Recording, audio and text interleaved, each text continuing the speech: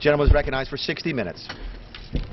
Mr. Speaker, thank you for the privilege, and good to get the housekeeping work out of the way. We all like to think about what if. What if I had actually gotten an A rather than an F in that high school class? What if I had hit that home run instead of struck out? The what if game is part of our life, but I want to take that up today in a very, very serious way. This is about what if this Congress, led by our Republican colleagues, had taken up and passed President Barack Obama's American Jobs Act. Last September, the President made a very bold proposal to put Americans back to work.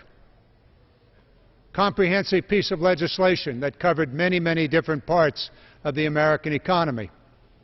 It's called the American Jobs Act. Fully paid for.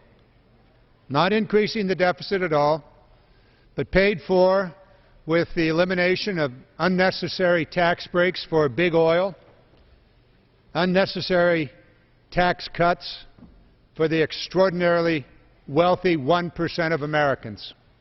A fully paid for American Jobs Act, proposed by the President last September.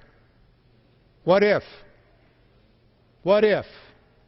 this House, under our Republican leadership, had taken up the elements of the American Jobs Act, modified them as is our nature and our responsibility, but nonetheless passed those very significant proposals that would, according to economists, create somewhere between 1.3 and 1.9 million jobs immediately. Not someday in the future, but now. What if we had done that last September? What if our Republican leadership had allowed those measures to come before the committees and on this floor to be signed by the President?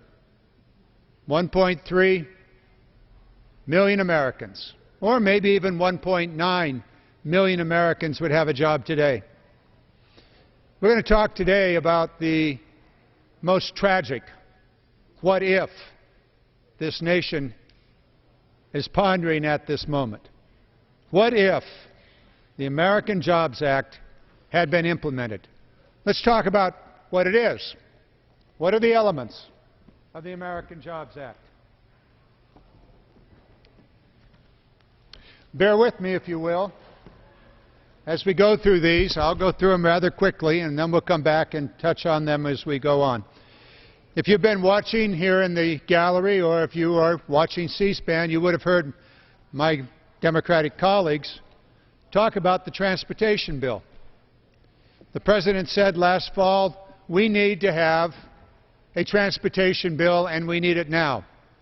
We need to put men and women back to work in the construction industry, repairing our bridges, building our highways, paving our airports, building the infrastructure that this nation needs.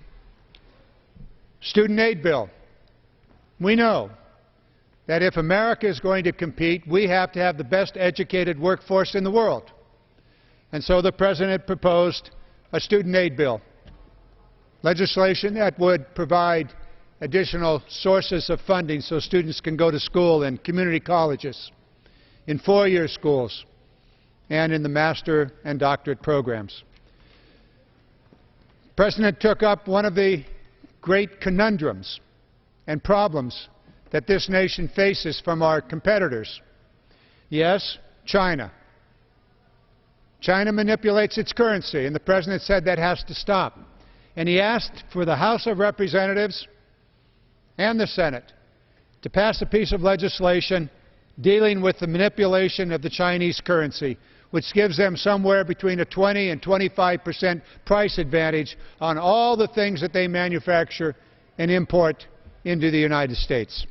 He said, do something about that. Give me, the administration, the power to put a tariff on those Chinese goods if the Chinese government continues to manipulate its currency. He said we ought to buy American-made products. We ought to use our money, our taxpayer money, to buy American-made goods. And I have a piece of legislation that would do just that, and I'll talk about that before this hour is done. Buy America. Enhance the Buy American provisions. Do away with the waivers that have created a 12-lane freeway for foreign products to find their way into America despite the laws.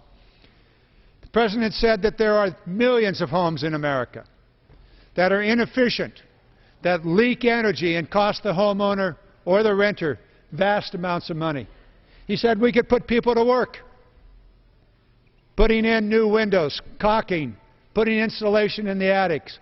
We could put people to work and in the process reduce our consumption of energy and create jobs. He said there ought to be a permanent research and development tax credit so that our industries would stay ahead of the competition around the world, so that they would know year after year after year that the research and development tax credit would be there, and the more that they invested in research, the more that they took that research and developed products, the more jobs would be created. And they didn't have to worry that, well, maybe it won't be there next year, so this 5-year research program, we won't do it. No, he wants certainty. His American Jobs Act would have given certainty. But the leadership in this House refused to take up all of those provisions. The President went on and said we need a payroll tax cut for businesses and for the worker. We did a little of this. Businesses didn't get a tax break on the payroll. However, the men and women that do work and do get a salary did get half of what the President proposed. He said we ought to put veterans to work. And fortunately, on Veterans Day last year, we did pass a bill to do that. And we should consider even more.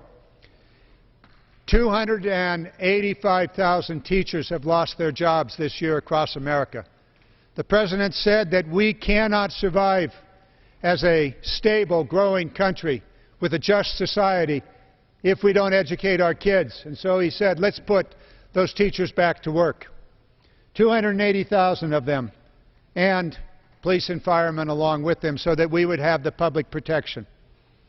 He said that in addition to a transportation enhancement, an additional $50 billion over and above the transportation bill, he said we ought to put people to work and give a jump start.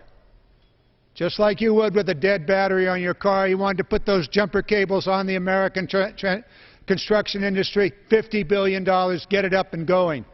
And he said we need a permanent infrastructure bank. I'll finish this up quickly because it gets to be a rather long what if. But oh, what if? What if we had done these things? How about rebuilding our schools and houses? Again, putting people to work.